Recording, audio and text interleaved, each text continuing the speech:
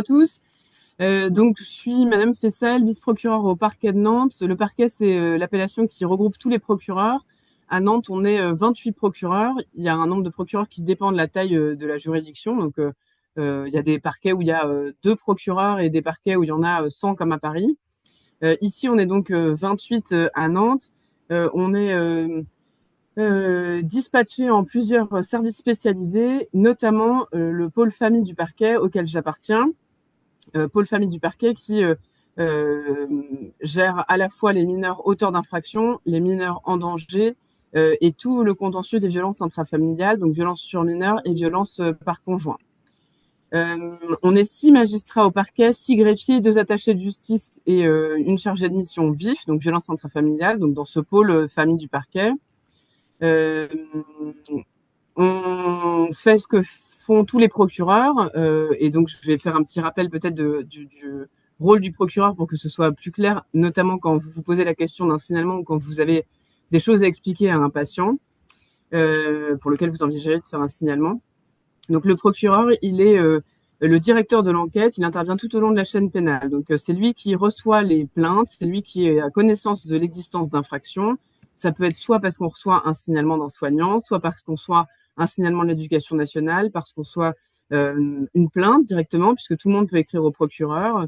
Une victime comme un voisin qui s'inquiète pour sa victime peut signaler des infractions au procureur, ou alors de manière plus classique, des plaintes qui sont déposées au commissariat ou à la gendarmerie. Quand on est destinataire d'une plainte qui n'est pas passée par la case gendarmerie ou commissariat, nous on saisit un service d'enquête, donc on décide qui va suivre l'enquête en fonction du lieu géographique et en fonction un peu des compétences. Et ensuite on dirige l'enquête qui est faite par les policiers et les gendarmes. On vérifie ce qu'ils font, on vérifie que la procédure pénale est bien respectée, on autorise certains actes et on décide, quand l'enquête nous paraît terminée, de ce qu'on en fait. Est-ce qu'on classe ensuite l'enquête, enfin la procédure, parce que il y a plusieurs motifs de classement sans suite et donc il y a plusieurs raisons pour lesquelles on peut classer. Ça peut être dans le cas d'un cambriolage, par exemple, parce qu'on n'a pas identifié qui était l'auteur du cambriolage. Dans ce cas-là, on classe parce qu'on n'a pas d'auteur à poursuivre. Mais ça peut être aussi, et c'est plus souvent le cas, enfin en tout cas quand il y a un classement sans suite en matière de violence intrafamiliale, la plupart du temps l'auteur est désigné.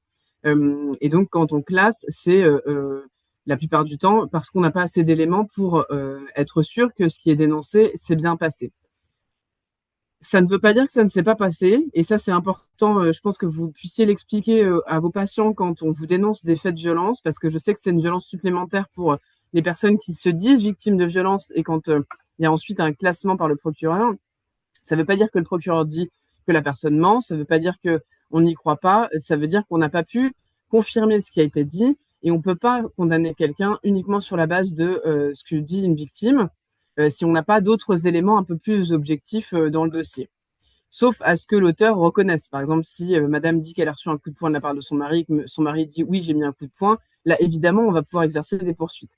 Si monsieur dit jamais de la vie, j'ai pas mis de coup de poing, qu'on n'a pas de certificat médical, pas de photo des blessures, les policiers ne constatent rien, qu'on n'a pas de voisin qui a été témoin de quoi que ce soit, pas de témoin qui a été témoin de quoi que ce soit, eh ben, on va se retrouver avec uniquement la parole de la victime. Et ça, c'est pas suffisant pour obtenir une condamnation devant le tribunal pour des faits de violence. Ça, c'est l'option classement, mais l'autre option, c'est l'option poursuite. Ça, c'est quand on a assez d'éléments. Et là, le procureur, il doit décider comment il poursuit, ce qu'il veut, selon la gravité des faits, selon les antécédents de la personne, s'il a déjà été condamné pour des violences conjugales, est-ce qu'il y a une situation vraiment dangereuse, est-ce qu'il y a un risque que ça recommence. Là, nous, on a tout un panel de possibilités de poursuite qui s'offre à nous, et on doit donc décider de l'orientation de la procédure. Ça peut être une alternative aux poursuites quand c'est une claque, que c'est la première fois que la personne reconnaît et dit bon bah j'aurais pas dû faire ça, je me rends compte que c'est grave. On va dans ce cas-là éventuellement désigner un délégué du procureur qui va convoquer la personne, lui rappeler le cadre de la loi et vérifier si c'est ce qu'on décide, par exemple, qui va faire un stage de sensibilisation aux violences conjugales. Ça peut être, si c'est plus grave, une convocation en justice dans un délai hélas très long parce qu'on a des délais très longs pour être jugé devant le tribunal correctionnel. Ça, c'est quelque chose qu'on fait assez peu en matière de violence intrafamiliale parce que souvent, il y a une urgence à agir. Et donc, quand on doit donner une date de convocation pour dans un an, c'est pas du tout satisfaisant. C'est des situations où ça peut s'envenimer très vite et s'aggraver. Et donc, en gros, notre champ d'action, il est soit convoquer dans le cas d'une alternative aux poursuites parce que la convocation arrive assez rapidement et que c'est pas trop grave, soit de déférer la personne, ça c'est l'autre option qu'on a, c'est-à-dire nous la faire présenter immédiatement après sa garde à vue. Les policiers et les gendarmes nous l'amènent au tribunal, on la reçoit dans un bureau, donc le procureur de permanence la reçoit dans un bureau, lui explique ce qui lui est reproché et on lui donne une date de convocation pour être jugé ou on le fait juger immédiatement en comparution immédiate si on estime que vraiment c'est trop grave et qu'il peut pas repartir libre et qu'il faut qu'il soit incarcéré tout de suite. Si on le laisse repartir avec une convocation, dans ce cas-là, on va saisir un juge pour qu'il soit placé sous contrôle judiciaire. Le contrôle judiciaire, c'est des obligations et des interdictions qu'il doit respecter jusqu'à la date de convocation. Classiquement, interdiction de contact, interdiction de paraître au domicile. Et s'il les respecte pas, il risque la révocation du contrôle judiciaire et donc l'incarcération. Ça, c'est une voie qu'on utilise beaucoup parce que dans la plupart des cas de violence conjugale avérée, il faut rompre le contact, il faut empêcher qu'il y ait un nouveau contact. Et c'est encore plus le cas quand il y a des enfants au milieu du couple, parce qu'alors le contact, les enfants sont un prétexte à la prise de contact et donc avec un risque de nouvelles violences. Une fois qu'on a convoqué quelqu'un en justice, à l'audience, nous, on va à l'audience, nous, procureurs, défendre notre dossier, expliquer au juge pourquoi est-ce que on pense que la personne est coupable ou pas, et expliquer quelle peine nous semble adaptée. Et enfin, quand la personne est condamnée, le procureur, il veille aussi à l'exécution de la peine. Et donc, il va rechercher quelqu'un qui est en fuite, par exemple, qui a un mandat d'arrêt, vérifier que tout se passe bien en détention, voir si la personne peut sortir de manière anticipée sous bracelet électronique, etc. Donc, c'est pour ça que je vous dis que le procureur, il intervient dans toute la chaîne pénale et que au niveau des violences conjugales, notre rôle, il est très important dans toute la chaîne pénale. La définition des violences, je pense que le docteur Clément va vous faire un petit point là-dessus. Je vais juste en dire quelques mots, puisque de toute façon, je pense que c'est assez clair pour vous, qu'elles peuvent être physiques, elles peuvent être psychologiques, elles peuvent être verbales, elles peuvent être sexuelles. Et on admet aussi aujourd'hui que le fait pour des enfants mineurs d'être témoins des violences conjugales entre leurs parents est une violence pour eux. Et donc, la loi prévoit maintenant qu'on les considère comme co-victimes et non pas témoins. Ils sont victimes, ils ont la possibilité de demander des dommages à intérêts quand ils ont été témoins des violences conjugales entre leurs parents. Votre rôle, vous, en tant que soignant, c'est évidemment de soigner vos patients, mais si vous êtes alerté par des faits de violence, si votre patient vous parle de faits de violence, vous demande d'établir un certificat médical, si vous vous posez la question de faire un signalement, votre rôle n'est pas de chercher à savoir si ce qu'on vous dit est vrai ou pas. Je sais qu'on me dit souvent, oui, mais moi, je sais pas si je dois faire un signalement parce que ce qu'on me dit, je sais pas si c'est vrai et je sais pas quelles conséquences ça va avoir. La vérité judiciaire, elle relève de la justice. Donc, c'est à nous, procureurs et juges, de décider ce qui est vrai ou pas d'un point de vue judiciaire en fonction de l'enquête, des éléments qu'on a. Vous, finalement, il faut que vous partiez du principe que ce qu'on vous dit est vrai. Pas forcément douter, d'autant plus que les victimes, quand elles sont victimes de violences conjugales, elles ont souvent besoin d'être crues et de pas voir leurs paroles remises en question. Et donc, c'est une violence supplémentaire pour elles quand on doute de ce qu'elles disent. Ça ne veut pas dire que vous êtes obligé de les croire, mais en tout cas, de pas mettre en doute ce qu'elles vous disent devant elles, c'est un risque de leur faire une violence supplémentaire que de leur dire que vous les croyez pas. Rassembler les preuves pour permettre une condamnation, c'est le travail de la justice. Et donc vous, en fait, ce qu'on attend d'un soignant dans un signalement, c'est de dire ce qu'il constate et ce qu'il reçoit comme confidence ou comme déclaration. Un bon signalement, c'est un signalement qui qui rapporte ce qui lui est dit. Madame me décrit des violences qui auraient eu lieu il y a 3 jours, des violences qui auraient eu lieu il y a 6 mois. Elle me montre une photo qui n'est pas datée, qui est datée. Je la joins à mon signalement. Je prends moi-même une photo d'un hématome qu'elle a. Et puis de faire une description des lésions. Ça, c'est le docteur Clément qui pourra plus vous en parler. De ce que vous constatez, sans forcément dire à quoi c'est lié selon vous. Si madame vous dit cet hématome-là, il est lié à un coup de poing que j'ai reçu, vous pouvez dire dont madame nous dit que il est lié à un coup de poing, mais on vous demande pas d'établir si c'est vrai ou si c'est pas vrai. Je vais rien dire sur l'ITT, ça le docteur Clément vous en parlera évidemment. Un petit point important aussi dans vos signalements ou dans vos certificats médicaux que vous pouvez établir à la demande des patients, il y a une infraction qui n'est pas l'infraction de violence, mais qui est une infraction qu'on a de manière très courante en matière de violence intrafamiliale, c'est l'infraction de harcèlement. Classiquement, une séparation l'un des deux membres du couple n'accepte pas la séparation, va se mettre à attendre devant l'école, attendre devant la maison, nuit et jour, appeler 500 fois par jour, envoyer des messages par tous les canaux, harceler les voisins, les proches, etc. Et donc ça a des conséquences évidemment sur la personne qui essaye de se débarrasser de la personne dont elle essaie de se séparer. Pour que nous, l'infraction, on puisse la retenir, pour qu'on puisse faire condamner quelqu'un, il faut que le harcèlement, il ait eu pour conséquence la dégradation ou l'altération des conditions de vie de la victime. Et donc ça, dans un certificat médical, c'est un élément dont on a besoin. Je vais vous parler après je vois la question là, si la patiente se pose de signalement, je vais vous en parler évidemment tout à l'heure. Donc sur le harcèlement, nous, on a besoin de cette dégradation des conditions de vie qui soit constatée. Donc, c'est-à-dire nous indiquer, Madame nous dit qu'elle fait des cauchemars toutes les nuits, qu'elle ose plus sortir de chez elle. Je constate qu'en 3 mois, elle a perdu 5 kilos. Elle a les traits tirés, elle est fatiguée, elle est pâle. Tous les symptômes que vous pouvez constater ou qu'elle peut vous décrire, qui a modifié sa façon de vivre et qui a modifié sa façon de vivre, notamment d'un point de vue de la santé physique et mentale. Donc ça, c'est un élément important. Et alors sur les signalements, puisque évidemment c'est le cœur de cette intervention, mais je voulais faire d'abord un petit point. Le signalement, quand vous faites un signalement, moi je pense qu'il vaut mieux les faire par mail plutôt que par courrier, parce que vous êtes dans des situations de violence conjugale. Le courrier, il peut arriver plus ou moins vite. Il faut savoir que le courrier, quand vous l'adressez au procureur de Nantes en matière de violence conjugale, il arrive dans mon bureau, mais que dans le mien. Et donc si je suis en congé pendant 1 mois, ben il va pas forcément être traité de manière systématique, où mes collègues vont peut-être regarder rapidement les urgences, mais sans plus. Et puis moi, parfois, je me retrouve avec des piles de courriers que j'ai pas le temps de traiter parce que j'ai un gros procès pendant une semaine, etc. Donc, l'option courrier n'est pas la meilleure option. Le mail, c'est la meilleure option.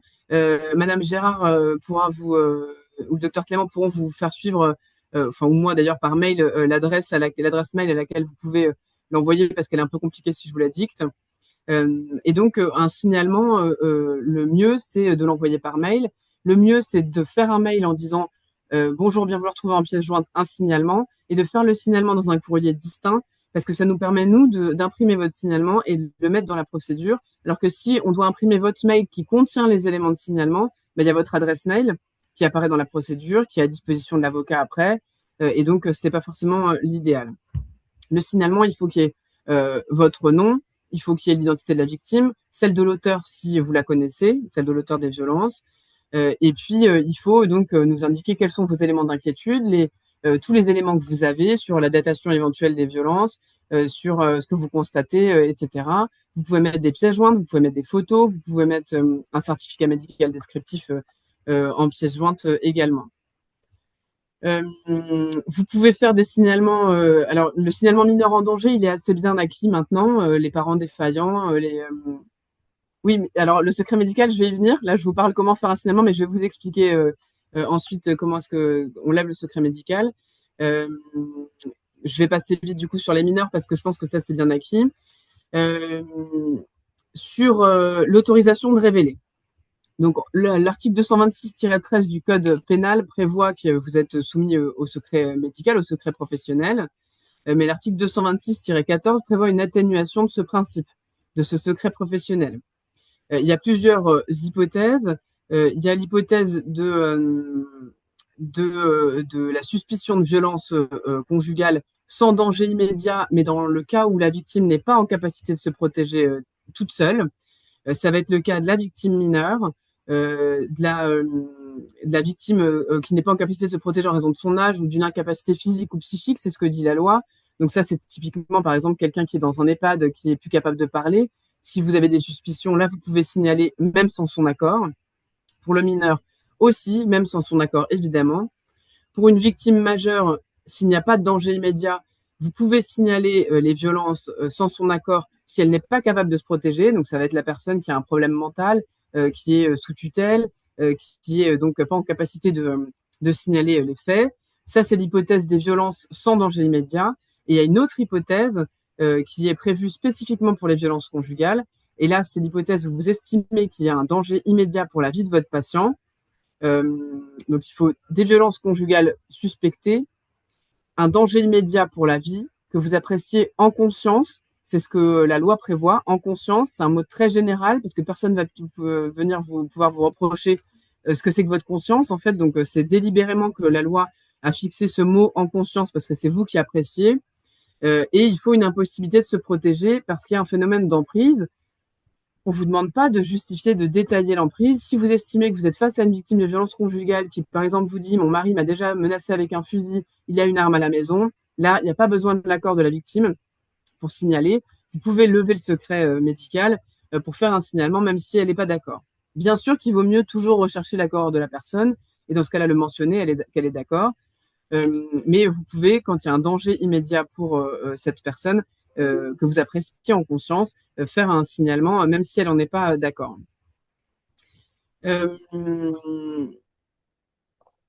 Donc j'ai dit, alors sur le fait que ce soit délibérément généraliste en conscience par la loi, je vous rassure, aucun procureur n'exercera des poursuites pénales contre vous si vous avez fait un signalement et que ça a l'air absolument sincère que vous vous inquiétiez pour votre patiente. Personne ne viendra remettre ça en cause. Je ne sais pas ce qu'il en est pour les ordres, mais je pense que ce sera à peu près pareil, qu'on ne viendra pas vous reprocher d'un point de vue de l'ordre d'avoir fait un signalement si vous avez vraiment estimé qu'il y avait un danger. Et donc, je pense qu'il faut se sentir quand même assez libre de signaler les faits de violence dès lors que c'est crédible qu'il y a un danger immédiat pour la victime. C'est crédible dans votre situation de l'estimer comme ça.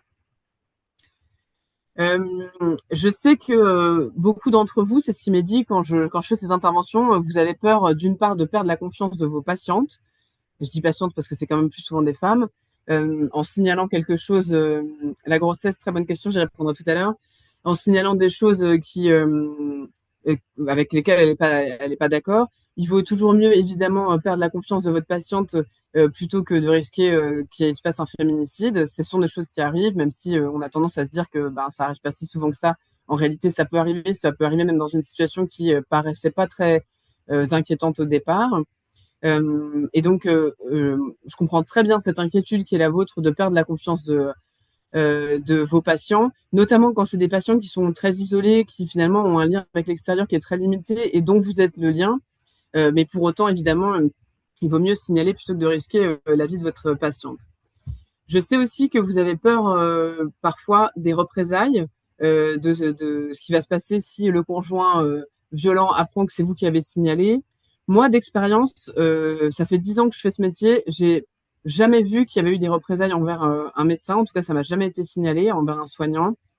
Euh, je pense qu'on est quand même dans une hypothèse où la haine est cristallisée contre une personne bien précise et c'est la conjointe ou le conjoint. C'est pas forcément le médecin signalant, mais évidemment, on n'est jamais à l'abri d'être face à quelqu'un d'instable mentalement et qui pourrait vous en vouloir. Ça, je vous invite à l'indiquer dans vos signalements, à le préciser. Monsieur a pu se montrer menaçant. J'ai peur qu'il se présente à mon cabinet ou même éventuellement, évidemment, s'il se présente, à appeler le 17 pour le dire. Si vous l'indiquez dans le signalement, on pourra, nous, éventuellement voir avec le commissariat ou la gendarmerie pour qu'il y ait une patrouille, pour que vous ayez un numéro que vous pouvez appeler plus rapidement si jamais il y avait la personne se présentait à votre cabinet. Et donc, il faut le signaler dans votre signalement. Sur l'adresse mail, alors les représailles sur la patiente, ça c'est un risque, mais finalement que vous signaliez ou non. Et en fait, moi, ce que je constate quand même beaucoup, c'est que il y a beaucoup de femmes qui n'osent pas passer la porte d'une gendarmerie ou d'un commissariat parce qu'elles se disent que ce sera de leur faute, que si l'auteur des violences va en prison, ce sera de leur faute, que c'est cette situation conjugale qui est très compliquée, avec parfois encore des sentiments amoureux. Donc, on n'a pas envie que l'autre, même s'il nous tape dessus, aille en prison. Et donc, c'est souvent difficile pour les victimes de passer la porte d'une brigade de gendarmerie ou d'un commissariat. C'est pour ça que c'est d'autant plus important que vous signaliez les faits parce que elles vont être plus à l'aise à en parler avec vous, elles vont être plus à l'aise à en parler avec n'importe qui en réalité.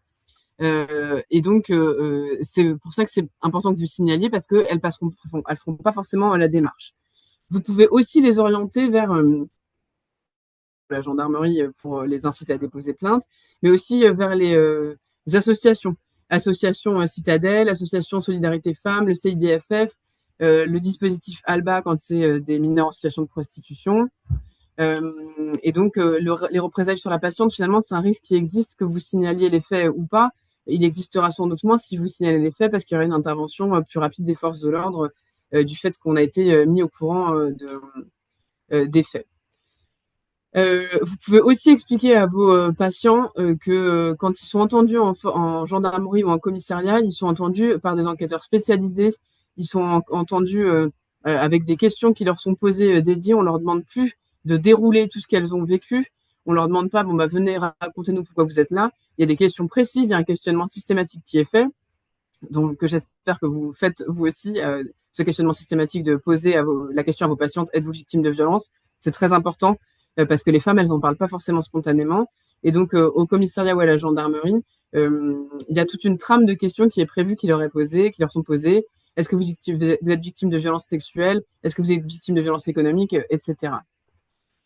Si l'agresseur est aussi votre patient, est-ce que vous devez continuer à le suivre? Ben ça, c'est votre liberté, votre conscience professionnelle, je pense. Enfin, je ne saurais pas quoi vous dire parce que vous avez le droit, à mon sens, de ne plus le suivre. Je sais que c'est une question qui m'est aussi déjà posée, m'a déjà été posée, de savoir si vous pouviez suivre les deux.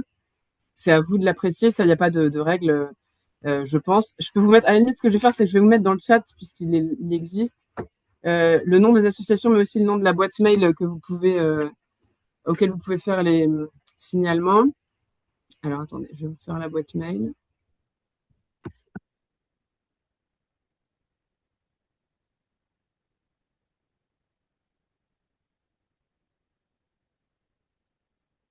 Donc ça, c'est l'adresse mail pour les signalements. Sur les associations, vous avez Citadelle, qui est un dispositif de Nantes Métropole.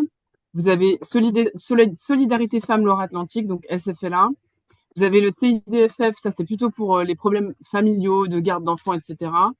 Vous avez ALBA, ça c'est pour les mineurs en situation de prostitution.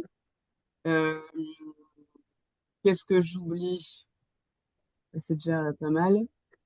Ça, c'est uniquement pour le ressort de Nantes, l'adresse mail que je vous ai envoyée, parce qu'il y a aussi le ressort de Saint-Nazaire. Et là, il y a une autre adresse mail pour Saint-Nazaire, mais si jamais vous n'avez pas cette adresse-là, envoyez-la à Nantes et nous, on le redispatchera, on le renverra. Euh, la grossesse est-elle considérée par la loi comme une vulnérabilité et donc une incapacité de se protéger? C'est une question qui m'a été posée à la maternité en janvier quand j'intervenais auprès de sages-femmes. Je pense que ça peut se débattre et que ça dépend quand même du cas par cas. Je suis pas certaine que ce soit absolu qu'une femme enceinte est vulnérable. Ça dépend de comment se passe la grossesse, ça dépend de l'état d'avancement de la grossesse. Pour autant, je pense que dès lors qu'une femme est enceinte, bien sûr qu'il y a des fragilités, que ce soit physiques ou psychiques, pour la femme, qu'elle est moins en capacité de se protéger, ça c'est une évidence, ne serait-ce que parce qu'il y a aussi, au-delà de sa vulnérabilité physique ou les hormones, etc., il y a aussi toute cette crainte de voir un enfant grandir sans père, naître dans un foyer qui n'est pas, qui est privé du père, etc. Donc il y a beaucoup de choses qui se passent dans la tête d'une femme enceinte, ça c'est évident. Euh, je pense, j'y ai beaucoup réfléchi depuis janvier parce que j'en avais discuté avec Madame Gérard. Je pense qu'on vous reprochera jamais d'avoir fait un signalement à propos d'une femme enceinte en estimant qu'elle est vulnérable. Je pense que c'est assez difficile à discuter et donc je pense qu'il faut être assez libre sur la vulnérabilité d'une femme enceinte. Sur le fait que l'adresse mail soit non sécurisée, nous, notre adresse mail est sécurisée, la vôtre, je sais pas. C'est pas important, il n'y a pas besoin de. C'est une question qui m'est aussi posée, mais je pense pas que ce soit un problème qui se pose et aucun avocat ne viendra jamais questionner ça, à mon sens. Euh, je voulais dire un petit mot des dispositifs qui existent. Je vous ai parlé de la garde à vue, le déferment, le contrôle judiciaire, l'incarcération, les orientations dont on prend. Je vous ai parlé des associations qui peuvent aider les femmes victimes de violences notamment. Citadel et SFLA sont les principales associations du ressort nantais pour la prise en charge des femmes victimes de violences. Ils permettent ce sont des associations qui ont des appartements à disposition pour permettre la mise à l'abri de ces femmes quand elles veulent quitter le domicile conjugal, qu'elles ne savent pas où aller. C'est des associations qui ont des logements prévus pour ça, secrets, et qui peuvent prendre en charge aussi les enfants. Donc les femmes, elles peuvent être hébergées avec leurs enfants. Ça peut être soit un logement individuel, soit parfois des logements collectifs. C'est des associations qui proposent aussi des suivis avec des groupes de parole, des activités sur la violence, sur la conscientisation des violences. J'ai oublié une grande association, mon Dieu. C'est France Victime 44. Donc pareil, auprès de qui vous pouvez orienter. Eux n'ont pas de dispositif de mise à l'abri, mais ce sont vraiment des juristes spécialisés dans les violences, notamment dans les victimes de violences. Euh, Parmi les autres dispositifs de protection, vous connaissez peut-être le téléphone grand danger. Le téléphone grand danger, c'est un dispositif qui est remis à la victime, qui est un téléphone d'alarme en fait, et quand elle déclenche l'alarme, ça déclenche tout de suite un appel aux forces de l'ordre. C'est l'hypothèse de la victime qui se retrouve face à son agresseur, qui l'a retrouvée alors qu'elle était sous secret d'adresse, etc. Et donc ça déclenche tout de suite un appel aux forces de l'ordre. On a maintenant 70 téléphones grand danger pour le tribunal de Nantes. C'est moi qui décide à qui ils sont donnés. C'est pas facile parce qu'on aimerait en donner à beaucoup de gens. C'est sur la base d'une évaluation qui est faite par Solidarité Femmes. Moi, je les saisis, Solidarité Femmes, et je leur demande de me faire une évaluation de est-ce que ça leur semble nécessaire ou pas d'avoir ce téléphone grand danger. Autre dispositif qui existe et qui est le plus protecteur hormis la prison, c'est le bracelet anti-rapprochement. Ça, c'est un bracelet qui est porté par l'auteur des violences conjugales qui est condamné pour ça. Et la victime a un dispositif qui ressemble à un smartphone, en fait, qui est plus discret qu'il n'a pu l'être avant, parce qu'il y avait des victimes qui nous disaient, moi, je peux pas aller travailler avec cette espèce de gros machin, tout le monde va me demander ce que c'est. Là, donc, ça ressemble à un smartphone. En fait, il y a un périmètre dans lequel, de la victime dans lequel l'auteur ne peut pas, le porteur du bracelet ne peut pas entrer sans déclencher tout de suite une alarme aux forces de l'ordre et une intervention des forces de l'ordre pour vérifier que la victime est bien en sécurité ou pour interpeller l'auteur. Le périmètre, ça peut être entre 2 et 10 km, je crois. Et donc, c'est très protecteur pour la victime, puisque là, c'est pas à elle de déclencher l'alerte. L'alerte est déclenchée automatiquement dès lors qu'il ne respecte pas ce périmètre de sécurité dans lequel il n'a pas le droit d'entrer. Je vais pas forcément vous parler d'autres dispositifs parce que ce serait trop spécifique. Sachez qu'on prend aussi des mesures pour les mineurs. Je vous le disais, les mineurs, maintenant, on essaie de les prendre mieux en considération. Je pense que c'est le prochain grand chantier, que de mieux prendre en compte les mineurs co-victimes de violences conjugales. Leurs mères sont parfois pas en état de s'occuper d'eux, ne conscientisent pas les violences. Et ça, c'est un travail qui est beaucoup fait par les associations, conscientiser ce que c'est que la violence. Ce sont des femmes, quand elles sont habituées à la violence, qui les banalisent complètement et donc qui ne se rendent pas compte de l'impact que ça peut avoir sur leurs enfants, d'être témoins à la fois de leur conjoint qui va leur casser le nez, mais aussi de éventuellement des violences verbales au quotidien, hein, des hurlements, des cris, des dénigrements. Traiter madame de sale pute tous les jours devant un enfant, ça a évidemment des conséquences. Et donc non seulement on les considère comme co-victimes, mais en plus on peut désigner des administrateurs ad hoc pour que leurs intérêts soient représentés à l'audience si madame ne veut pas déposer plainte contre le mari ou contre l'enfant. Enfin, pas contre l'enfant, au nom de l'enfant contre le mari pour elle ou pour l'enfant. Mais on peut aussi aller jusqu'à placer les enfants quand vraiment il y a un trop gros danger et un trop gros risque et de prendre donc des ordonnances de placement provisoire, saisir un juge des enfants. C'est assez fréquent qu'on saisisse la CRIP d'une évaluation sociale quand il y a des violences conjugales répétées en présence des enfants, parce qu'ils sont évidemment en danger et que les enfants co-victimes de violences, c'est les futures victimes de violences ou auteurs de violences quand ils deviendront adultes. Et donc, il faut que la prise en charge soit adaptée pour eux et elle est bien insuffisante aujourd'hui, à mon sens. Est-ce qu'il y a des adresses mail pour les signalements pour les autres départements que les 44? Oui, mais je ne les ai pas parce que chacun a sa petite cuisine interne. Et donc là, je ne saurais pas vous dire. Si vous avez un signalement à faire et que vous n'avez pas l'adresse, vous pouvez toujours l'envoyer sur l'adresse mail que je vous ai mise là dans le chat. Et nous, on redispatchera, on trouvera une adresse à qui l'envoyer si jamais il y avait besoin. Conclusion signalée. On a beaucoup de signalements de l'éducation nationale, on n'en a pas assez des soignants. Je trouve, alors que vous êtes dans une situation certes souvent difficile pour signaler des infractions. L'éducation nationale, ils sont plus dans la protection de l'enfance, donc ça paraît sans doute plus évident pour eux que pour vous qui êtes dans des relations de confiance et avec ce sacro-saint secret médical, évidemment. Euh, et je pense que il faut vous sentir plus libre de signaler quand même parce que vous êtes les personnes qui peuvent recevoir les confidences des patients. Je pense notamment aussi au fait que vous voyez les patients de manière régulière. Parfois, il y a des professions qui s'y prêtent à voir les patients selon le suivi médical dont ils ont besoin, de les voir toutes les semaines, de voir leur état s'aggraver, de constater des choses. Et donc ça, c'est précieux parce que on est face à des des femmes qui ont énormément de difficultés à verbaliser ce qu'elles vivent au quotidien. Et donc, finalement, c'est difficile sans doute pour elles d'admettre que ça va être signalé, mais c'est leur rendre évidemment un service que de le faire pour elles ou de leur dire que vous allez le faire pour elles si c'est pas leur nom qui figure en bas d'un procès verbal de plainte. Je pense que c'est beaucoup plus facile pour elles. Voilà. Je sais pas si vous avez d'autres questions. Je regarde si j'en ai pas loupé.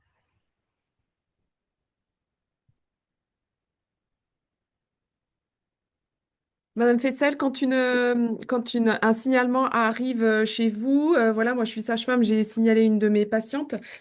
Est-ce qu'elle sera entendue, cette victime? Oui. Et est-ce qu'elle sera entendue, le soignant aussi, est-ce qu'il sera entendu? Je sais que c'est une Oui. question. Ouais. Oui. Euh, En fait, le circuit du signalement, il va arriver dans notre boîte mail. Nous, on va le traiter. On la relève tous les jours, la boîte mail, sauf le week-end où elle n'est pas systématiquement relevée. On va vérifier si la situation est connue, s'il y a déjà eu des antécédents de violence, si la victime elle n'a pas déjà un téléphone grand danger, etc. Si les mineurs sont, si elle a des enfants, s'ils sont placés, et on va saisir un service d'enquête qui va, selon l'urgence, appeler tout de suite la victime ou pas. Moi, je saisis quasiment toujours France Victime aussi pour qu'ils appellent la victime et qu'ils lui expliquent ce qui va se passer et qu'il y ait cet accompagnement qui soit pas seulement des forces de l'ordre. Et donc, la victime, elle va être appelée par le commissariat, encore une fois, en principe par le commissariat ou la brigade de gendarmerie, par des enquêteurs spécialisés qui savent les difficultés qu'il y a à être entendues, qui savent les réticences qu'elles ont et qui vont essayer de les convaincre de venir, voir, sinon aller les voir à l'hôpital si elles sont hospitalisées pour prendre leur plainte à l'hôpital et prendre leur déposition. Évidemment, on les forcera jamais. Si elles veulent pas venir, elles ne viennent pas. Moi, ça m'arrive de poursuivre des auteurs de violences conjugales et de les faire condamner sans avoir une plainte ni même une audition en procédure. Ça va être le cas, par exemple, de la voisine qui appelle parce que elle est témoin des violences entre ses voisins et que quand les gendarmes arrivent au domicile, et ben, madame, elle a un cocard à la tête comme un compteur à gaz et même si elle veut pas parler, elle va peut-être accepter qu'ils prennent des photos. Moi, les gendarmes, ils vont me mettre en procédure. Nous constatons que madame, elle a moitié de la face noire et des choses comme ça. Et ça, moi, ça va me suffire s'il y a d'autres éléments, si j'ai le voisin qui atteste bien, pour faire condamner quelqu'un, même si madame, elle veut pas être entendue. Mais évidemment que l'idéal, c'est qu'elle soit entendue. Et parce qu'en plus, si elle est entendue, ça facilite aussi les rapports avec les associations. Euh, et donc, on est plus à même de déterminer de quelle mesure de protection elle a besoin. Est-ce que le soignant va être entendu? Ça dépend des cas. Si le signalement est clair et si c'est pas des faits gravissimes, la plupart du temps, non. Si on a besoin de précision, c'est possible qu'on demande que les policiers, les gendarmes demandent aux soignants de venir. Si c'est des faits extrêmement graves, évidemment, parce qu'on va avoir besoin de voir aussi l'évolution de la victime au fil du temps. Et ça, c'est un élément très important. Le soignant, il pourra même être éventuellement cité à comparaître aux assises. Moi, ça m'est déjà arrivé euh, parce qu'il avait signalé des faits extrêmement graves de violence, de viol, etc. Et qu'il avait beaucoup de choses à dire, ce soignant, sur sa patiente. Donc parfois, oui, vous pouvez être amené à être entendu. Est-il possible de mettre l'adresse de notre cabinet de notre ordre plutôt que notre adresse personnelle et nos numéros perso? Bien sûr. Ah, mettez pas vos adresses personnelles et vos numéros personnels. Hein. Mettez l'adresse du cabinet. L'ordre, pourquoi pas? J'ai pas forcément besoin, moi, j'ai besoin de savoir comment vous joindre. Donc, si l'ordre sait comment vous joindre, voilà. Mais vous pouvez aussi, sinon, mettre vos coordonnées dans le corps du mail qui ne figurera pas en procédure et que moi, je peux donner aux policiers ou aux gendarmes en disant le docteur X est joignable à tel numéro, ne doit pas apparaître en procédure, et vous mettez votre signalement avec juste votre nom et pas forcément vos coordonnées sur le signalement, sur le courrier en lui-même, parce que ça peut être sur courrier libre. Hein. Et donc, vous écrivez ce que vous voulez. Mais nous, il faut qu'on ait la possibilité éventuellement de vous contacter si on avait besoin de précision.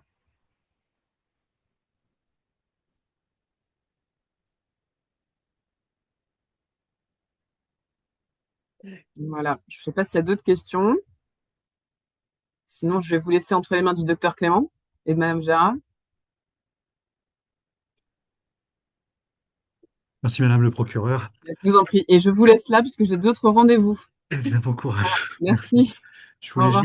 juste préciser Oui. pour les questions, mais c'est pas pour vous, Madame le procureur, Ah, d'accord. c'est Ça marche. qu'effectivement, Allez, au revoir. il y a eu une injonction pour que les ordres, effectivement, établissent avec avec les professionnels et notamment la justice, eh bien, un processus pour effectivement faire ce signalement.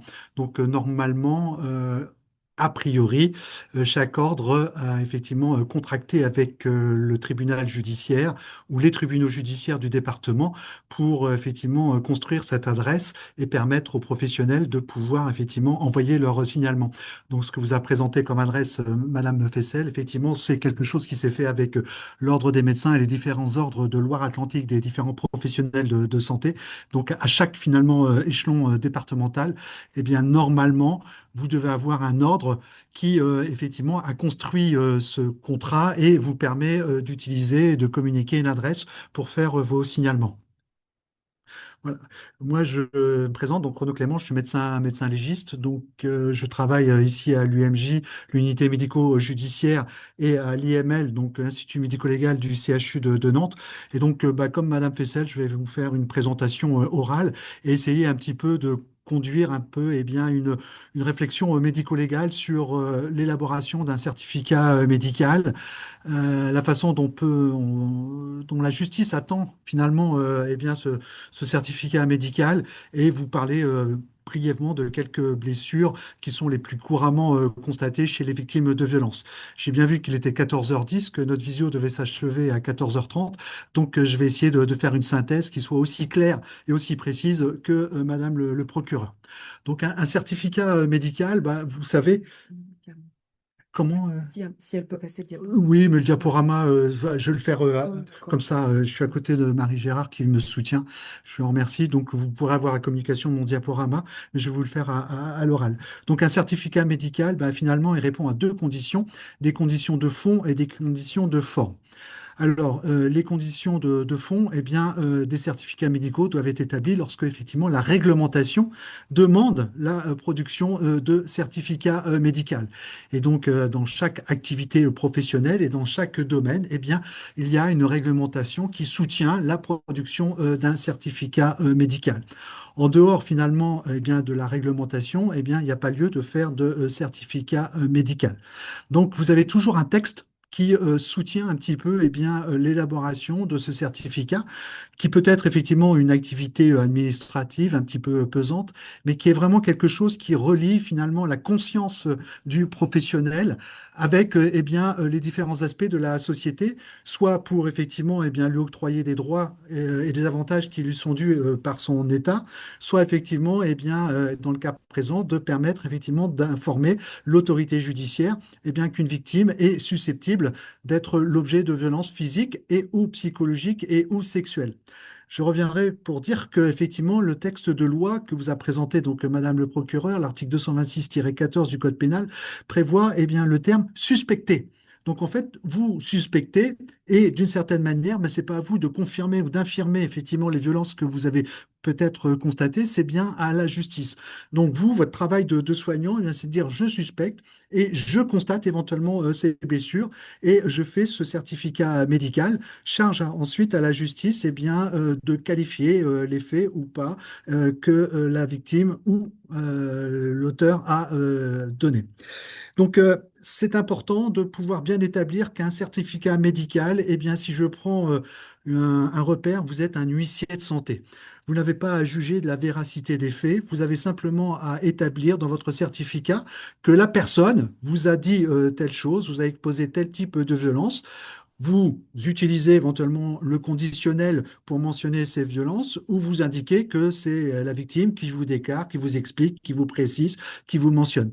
Et vous mentionnez finalement les violences qui vous apparaissent les plus utiles, les plus caractéristiques. Il ne s'agit pas effectivement de faire effectivement tout un laïus sur le parcours des violences, mais de pouvoir ressortir qu'on vous a communiqué tel type de violence à tel moment. Et ça, ce sont des éléments que vous pouvez faire figurer dans votre certificat médical.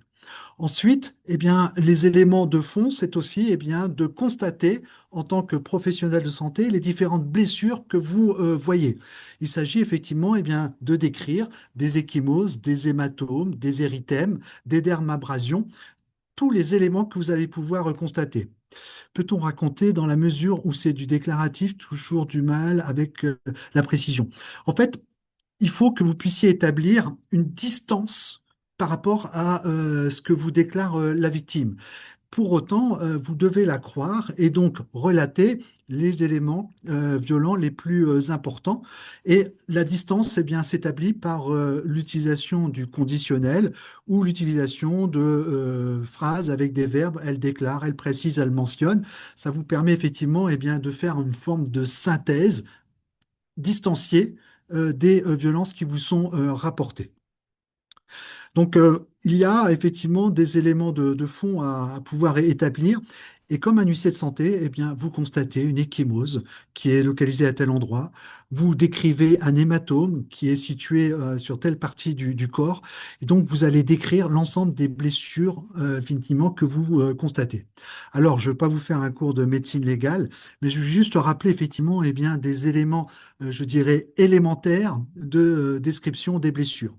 Vous avez ce qu'on appelle des érythèmes. Les érythèmes, ce sont des petites rougeurs qui sont habituellement assez fugaces et qui résultent effectivement d'un mécanisme superficiel traumatique abrasif. C'est une réaction inflammatoire de la peau.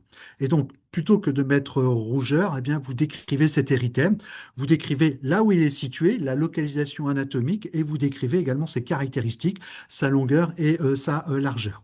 Ensuite, il y a une autre blessure médico-légale qu'on appelle des contusions du premier degré, c'est ce qu'on appelle les excoriations ou les dermabrasions. Ce sont eh bien, les pertes de substances cutanées, parties superficielles, et qui représentent effectivement eh bien, des excoriations tels que les érythèmes, vous les décrivez également et vous les localisez par rapport à des repères anatomiques. Ensuite, eh bien, il y a une autre blessure qui est souvent confondue avec une blessure un petit peu plus importante, c'est l'ecchymose, ce qu'on appelle dans le langage courant eh bien, les bleus. Les ecchymoses, c'est des suffusions hémorragiques dans les tissus et ça ne va pas constituer, comme effectivement l'hématome, une entité anatomique. Autrement dit, l'hématome, ça va être une grosseur, ça va être un volume, ça va constituer une entité anatomique, alors que l'ecchymose, eh bien, c'est cette suffusion hémorragique, comme si les tissus étaient tapissés de sang. Alors c'est important de faire la différence parce que l'ecchymose et l'hématome, théoriquement, eh bien, n'impliquent pas la même violence. L'énergie cinétique est plus importante pour constituer un hématome, classiquement, par rapport à une énergie cinétique qui eh bien, constitue une ecchymose. Donc, voilà, il s'agit effectivement de distinguer ecchymose et hématome. Et si un hématome est sur un membre, eh bien, normalement, comme il prend de la place, il prend du volume, eh bien, pour faire une distinction avec une ecchymose, eh bien, vous prenez un mètre couture, vous mesurez, et du fait que l'hématome constitue une entité anatomique, eh bien, la circonférence, la périmétrie du membre atteint, eh bien, va être plus importante que le membre controlatéral qui n'aurait pas été l'objet donc d'un hématome. Donc, ecchymose, hématome, voilà des blessures qui sont importantes à préciser. Et que ce soit les érythèmes, les dermabrasions ou excoriations, les ecchymoses ou les hématomes, eh bien, ce sont des lésions dites élémentaires, les plus fréquentes que l'on retrouve en médecine légale. Alors, parmi les blessures physiques, eh bien, il faut pouvoir décrire également la couleur de ces ecchymoses et de ces hématomes. Car effectivement, eh bien, ça permet de temps en temps de pouvoir indiquer le caractère chronique répété des blessures subies. Et donc, vous avez effectivement eh bien, des couleurs qui s'étalent dans le temps. Si l'on fait effectivement un distinguo entre des blessures récentes, semi-récentes et anciennes, eh bien, les blessures récentes, ça va être effectivement des ecchymoses ou des hématomes qui apparaissent noirs, qui apparaissent un petit peu rouges, puis ensuite vont prendre un caractère un petit peu semi-récent, elles vont devenir bleues, puis s'étaler ensuite dans une couleur violacée, et puis ce que nous appelons donc des blessures anciennes, eh bien ce sont les ecchymoses et les hématomes qui ont une couleur verte, jaune, qui commencent à être donc dégradées.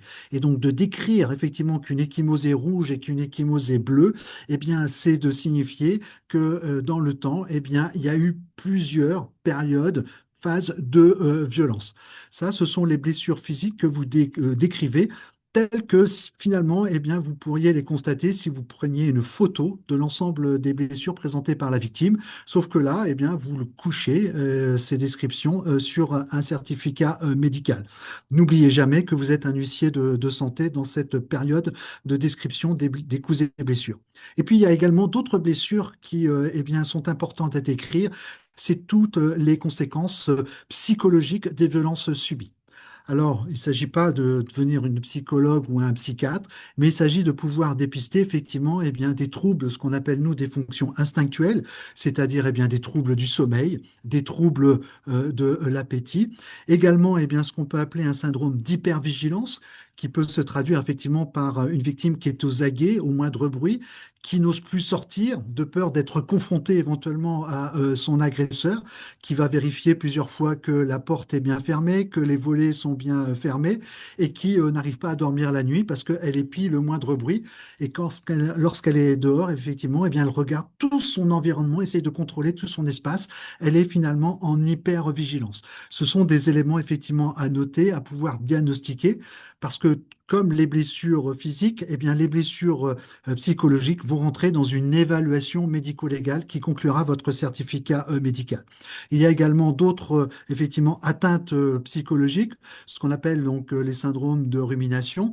La victime qui sans arrêt se pose des questions, cherche des explications et essaye de trouver des éléments qui lui permettent de comprendre pourquoi finalement elle est arrivée à ce stade-là. Donc c'est ce qu'on appelle donc des syndromes de rumination. Et puis il y a également eh bien, des pensées intrusives, c'est-à-dire eh bien, des éléments qui tout d'un coup vont concentrer toute son attention et qui vont faire qu'elle va eh bien, ne plus être dans la participation de l'extérieur, mais vraiment prise par ces pensées intrusives qui peuvent être effectivement des flashbacks, des images qui reviennent et qui vont donc polluer son esprit, des phénomènes effectivement de réviviscence, l'impression de revivre eh bien, les coups et blessures dont elle a été l'objet. Eh bien ça, ce sont des éléments également à noter, tout comme d'autres éléments qui sont l'angoisse, l'anxiété, tous ces éléments qui perturbent finalement eh bien, la stabilité psychologique de la victime et qui vont au final altérer son humeur et son comportement. L'ensemble de ces éléments est bien déterminant effectivement une évaluation médico-légale, tant sur le plan physique que sur le plan psychologique, constitue effectivement eh bien, la trame de fond de votre certificat médical. Alors ensuite, ce qui paraît un petit peu plus difficile, parce qu'effectivement, il n'existe pas de barème pour évaluer effectivement les conséquences fonctionnelles de ces blessures subies par la victime, tant sur le plan physique que sur le plan psychologique. C'est la fameuse ITT. L'ITT, c'est un acronyme qui dit incapacité totale de travail. Il s'agit effectivement eh bien, d'évaluer les conséquences fonctionnelles subies par cette victime et eh bien, ça va s'évaluer en nombre de jours. Alors, j'ai bien vu la question et je finis sur l'ITT et après, je vous parlerai de la façon effectivement d'orienter les victimes vers l'UMJ. Mais pour autant, eh bien, voilà, l'ITT est un élément, est une notion médico-légale qui essaye d'évaluer ce retentissement fonctionnel, éventuellement même partiel, dans notamment l'accomplissement des actes de la vie quotidienne, la possibilité effectivement de faire eh bien, les actes de la vie domestique. Et c'est le temps qui effectivement eh bien, est nécessaire à récupérer d'une certaine façon eh bien, sa fonctionnalité antérieure. Et ce temps, effectivement, eh bien, sans le savoir, eh bien, a une incidence de temps en temps pour la qualification de l'infraction dont l'autorité judiciaire essaye effectivement de déterminer si c'est une contravention, si c'est un délit, et ils utilisent la notion d'ITT pour eh bien, basculer d'une contravention qui sera jugée par le tribunal de police à un délit qui sera jugé par le tribunal correctionnel. Et donc, la conclusion d'un certificat médico-légal de coups et blessures, eh bien, c'est d'évaluer cette ITT. N'oubliez jamais que vous n'êtes pas un juge et donc vous établissez, selon vos connaissances médicales, eh bien, les troubles fonctionnels qu'engendrent les blessures physiques et psychologiques subies par la victime.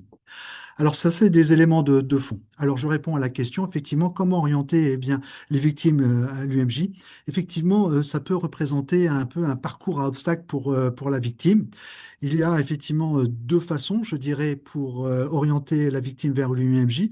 C'est de la conforter dans ce que vous présentez, Madame le procureur, c'est-à-dire eh bien, aller déposer plainte dans un commissariat ou une brigade de gendarmerie, afin qu'effectivement, eh bien, l'officier de police judiciaire, qu'il soit un policier ou un gendarme, puisse effectivement eh bien, faire une réquisition qui va donc demander cette évaluation médico-légale à l'UMJ, l'unité médico-judiciaire. Donc c'est, je dirais, le parcours classique. De temps en temps, eh bien, ça peut prendre une autre voie. C'est celle, effectivement, eh bien, de permettre, quand vous exercez notamment dans un établissement hospitalier, eh bien, un dépôt de plainte simplifié qui va être une première pierre à la procédure judiciaire et qui va d'une certaine façon enclencher une enquête judiciaire.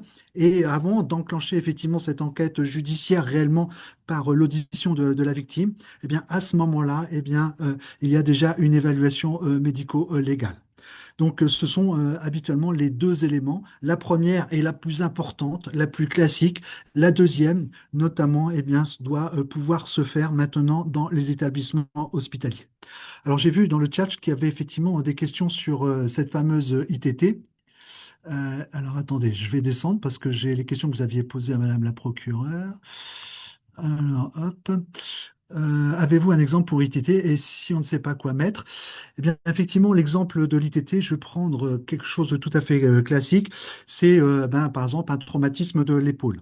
Un traumatisme de l'épaule, sur le plan fonctionnel, entraîne éventuellement des troubles de l'utilisation du membre supérieur. Si celui-ci est immobilisé, la personne ne peut plus utiliser son membre supérieur et donc ne peut pas faire l'ensemble des actes de la vie quotidienne qu'elle réalisait. Et donc la durée de l'ITT sera au moins égale à la durée d'une immobilisation.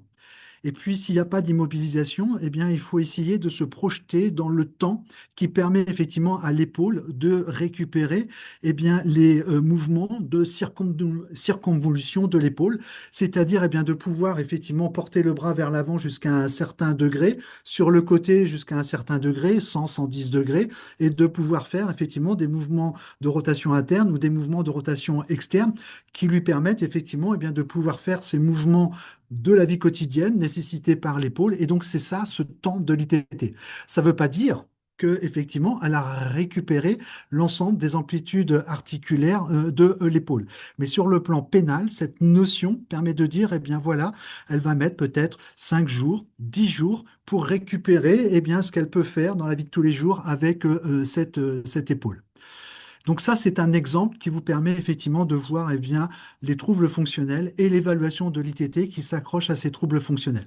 Évidemment, c'est un petit peu plus compliqué sur le plan psychologique parce que les troubles peuvent être tout à fait variables et donc de temps en temps, effectivement, l'impact de l'anxiété ou de l'angoisse n'a pas notamment des répercussions aussi claires que une atteinte physique.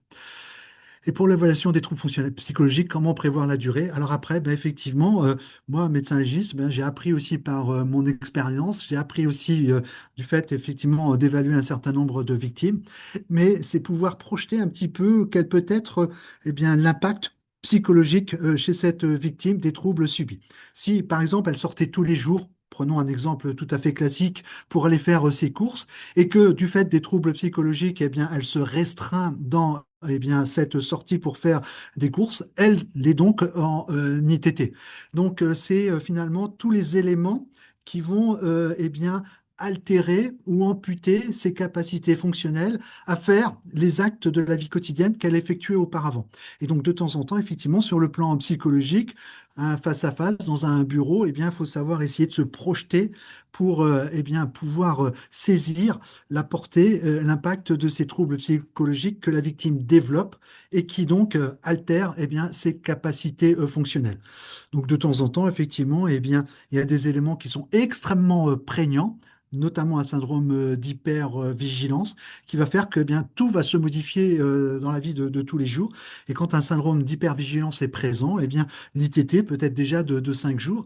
Et quand effectivement il est extrêmement sévère, et notamment lorsque la personne a eu des menaces de mort ou a eu une sensation de mort imminente ou a été dans une situation de vulnérabilité, pas celle qui vous a été exposée, mais le fait qu'elle était en incapacité de pouvoir se défendre et que effectivement elle s'est dit là je suis la proie et j'ai aucune issue de secours et donc je vais mourir, ça sont des éléments qui vont impacter effectivement la stabilité psychologique et vous le savez, les répercussions ne sont pas immédiates, de temps en temps elles peuvent être retardées et donc quand vous la voyez très précocement, vous n'avez pas encore ces troubles-là, mais ces éléments, je dirais, de circonstances, d'effets subis permettent de temps en temps de vous dire, ah là, il y a des signaux d'alerte, elle va éventuellement avoir un syndrome d'hypervigilance, ça va être difficile pour elle, puisque ça est en train un petit peu de se construire dans le fait où elle se dit, mais est-ce que j'ai vraiment vu ça? Est-ce que j'ai été l'objet de ça? Et le moment donc de, je dirais, d'imprégnation des violences qu'elle a subies, eh bien, de temps en temps, on peut les voir à distance. Et nous, eh bien, on évalue de temps en temps, effectivement, ces victimes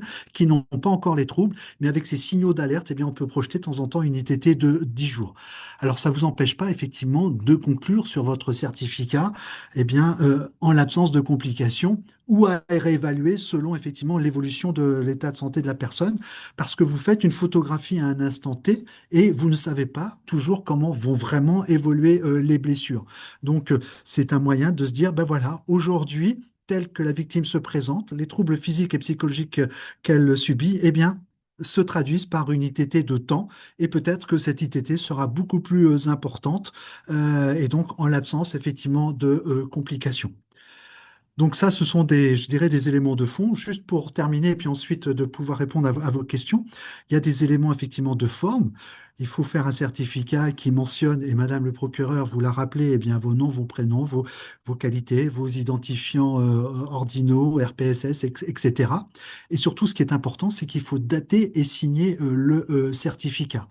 Et puis un autre élément très pratique, vous donnez évidemment le certificat à votre patiente, mais n'oubliez jamais d'en garder un exemplaire parce que ce certificat peut être perdu par la patiente elle-même, peut être perdu, on ne sait pas comment. Et donc, vous avez effectivement figé dans un certificat et vous en gardez une copie qui pourra être effectivement utile pour la personne dans le cas où effectivement, eh bien, ce certificat aurait pu être perdu. Et puis, dernier élément de conseil, nous sommes des professionnels de santé. Donc, on n'utilise pas des mots qui puissent avoir effectivement une résonance judiciaire. Tout à l'heure, Madame le procureur vous a parlé de harcèlement. Ce n'est pas un mot que j'utilise parce que le harcèlement, dans ce cadre effectivement de certificats médicaux établis par des professionnels de santé qui vont devenir des éléments médico-légaux, eh bien, ça peut être interprété d'une façon différente. C'est comme si vous qualifiez des faits judiciaires alors que vous n'avez pas la compétence ni l'autorité pour le faire. Donc, on peut dire effectivement message répété, itératif, etc., pour qualifier le harcèlement. Quand je parle éventuellement d'agression sexuelle, je ne parle pas de viol. Je n'ai pas à moi de dire si effectivement il y a une notion de viol ou pas. Donc, tout élément qui puisse avoir effectivement une répercussion judiciaire, eh bien, notamment dans les commémoratifs, je ne fais pas figurer ce genre de mots. J'essaie de trouver des explications, soit plus générales, soit plus médicales, parce que effectivement, c'est un vocabulaire que je maîtrise, pour eh bien, mentionner éventuellement les déclarations de la victime. Et n'oubliez pas aussi que, voilà, vous constatez. Donc, c'est important.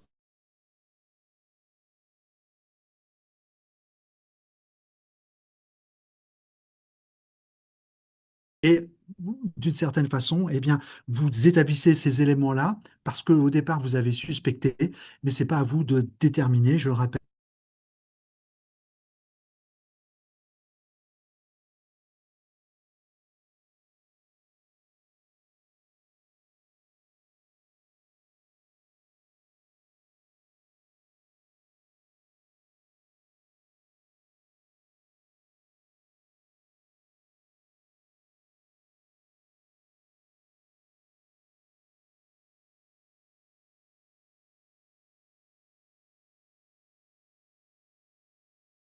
Oui, en effet, je ne sais pas si c'est que nous, mais en effet, on n'entend plus nous non plus le docteur Clément. Est-ce que c'est le cas pour tous? Ouais. Bon, en effet, il est parti. Je pense qu'il a un petit problème de connexion Internet.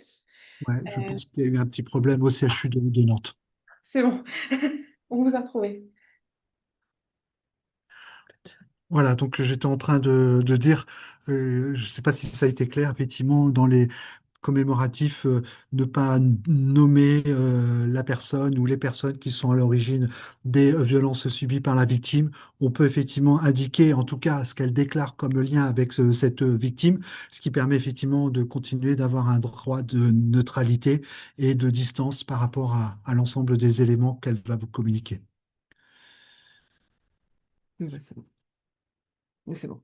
Les questions. Alors, je regarde s'il y a d'autres questions.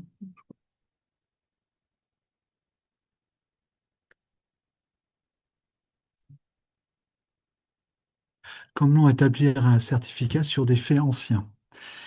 C'est effectivement extrêmement difficile. Nous sommes confrontés à la difficulté de pouvoir constater des faits anciens. Lorsque on vous rapporte des blessures et des violences anciennes, s'il reste des cicatrices, vous décrivez tout simplement les cicatrices. Charge ensuite à la justice, via éventuellement la médecine légale, d'établir une compatibilité entre les faits déclarés anciens subis et cet élément cicatriciel. Donc, vous gardez encore cette distance, cette neutralité pour décrire les éléments. Après, ben, les faits anciens et puis éventuellement les troubles psychologiques, ce sont des éléments effectivement difficiles parce que vont s'intriquer éventuellement dans les perturbations psychologiques d'autres éléments d'agression, d'autres éléments qui vont effectivement faire que éventuellement les troubles psychologiques de faits anciens vont être noyés dans un florilège de symptômes. Alors vous pouvez à ce moment-là établir et décrire les symptômes psychologiques que vous constatez chez votre patiente, éventuellement le parcours psychologique et psychiatrique de votre patiente. Vous donnez ces éléments-là, charge ensuite à la justice de pouvoir établir un lien entre les faits déclarés subis et les faits, ou en tout cas les troubles psychologiques et psychiatriques. Et ça se fait au travers d'expertises. Donc c'est un petit peu je dirais, le travail des experts judiciaires. D'une certaine manière, vous établissez les éléments et charge à la justice d'établir ou de trouver une compatibilité entre des faits anciens et ces éléments physiques et psychologiques. Si pas de cicatrices sur des violences morales, bah oui, c'est ce qui se passe habituellement. C'est de temps en temps pas si facile que ça de pouvoir établir des répercussions psychologiques. Alors on cède de temps en temps effectivement d'éléments qui vont apparaître dans des dossiers médicaux ou dans des attestations médicales avec une prescription d'un anxiolytique, une prescription de quelque chose qui va faire que tout d'un coup, là, il y a l'expression de troubles psychologiques et peut-être effectivement donner une forme de d'arguments indirects d'une compatibilité entre des faits déclarés subis et les répercussions psychologiques.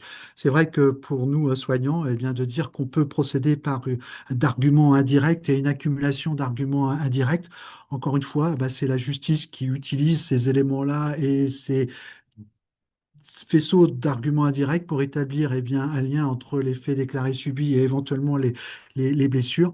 Mais nous, les soignants, et puis nous, les experts judiciaires, nous établissons et donnons une compatibilité ou pas. Pouvez-vous nous revenir sur la façon de nommer la personne violente? Je n'ai pas entendu. Oui, effectivement, si elle vous dit, bah, c'est mon ex, c'est voilà mon ex-conjoint, monsieur Untel, vous pouvez indiquer dans le déclaratif, qu'elle indique qu'il s'agit de violences physiques et ou psychologiques et ou sexuelles subies et exercées par son ex-conjoint. Voilà, vous restez assez neutre. Associe-t-on le déclaratif des zones douloureuses sans marque et signes fonctionnels? Oui, vous pouvez dire qu'effectivement, dans le parti, ce qu'on pourrait appeler doléance, par exemple, qu'elle se plaint de douleur du cou, qu'elle se plaint de douleur de l'épaule. Ça, ce sont des éléments de traduction fonctionnelle, peut-être un peu subjectifs de temps en temps, qui deviennent objectifs lorsqu'effectivement on fait l'examen clinique de la personne et que l'on voit que, hop, elle est limitée parce qu'elle est douloureuse. Et donc, effectivement, on établit ces éléments-là. Et on note effectivement qu'il peut y avoir une diminution des amplitudes articulaires d'un membre par douleur inhibitrice. Donc c'est tout à fait effectivement possible de le faire. Mais effectivement, et le psychologique. La mention d'une ITT est-elle obligatoire? Alors, c'est une vraie question. Alors, moi, j'ai une mauvaise réponse parce qu'effectivement, le système ici judiciaire à Nantes fait que dès qu'il y a une victime qui porte plainte et que la plainte est donc relayée au tribunal judiciaire, de façon systématique, il y a une réquisition qui est faite à l'UMJ. Donc, effectivement, dans Nantes et sa métropole, tout le monde passe à l'UMJ parce que finalement, on devient des spécialistes de l'ITT. En dehors, eh bien oui, sur la Loire-Atlantique, Eh bien non, les victimes ne passent pas toutes à l'UMJ. Et donc, effectivement, eh bien, les professionnels doivent pouvoir effectivement fixer une ITT parce que ça va être un élément médico-légal qui va être demandé par la justice. Et donc, eh bien, il faut pouvoir effectivement fixer cette ITT. Donc, et c'est toute la difficulté de pouvoir apprécier cette notion d'ITT lorsque, effectivement, eh bien, il n'y a pas de référent médecine légale ou du MJ ou du MJ de proximité qui permettrait effectivement eh bien, de passer par cette case de spécialiste de l'ITT.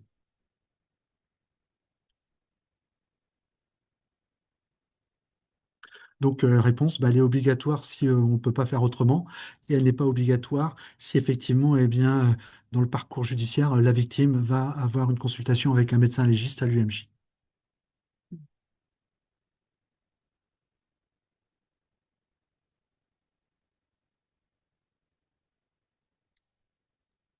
Est-ce qu'il y a d'autres questions avant qu'on clôture ce webinaire?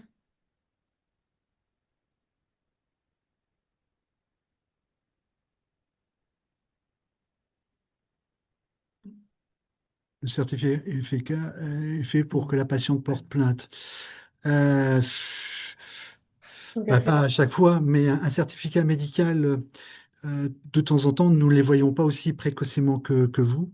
Et franchement, c'est toujours très utile pour la victime lorsque voilà, elle a vu son médecin traitant ou un professionnel de santé qui a fait ce certificat et qui va donc effectivement servir un petit peu de photographie médicale des blessures qu'elle présente.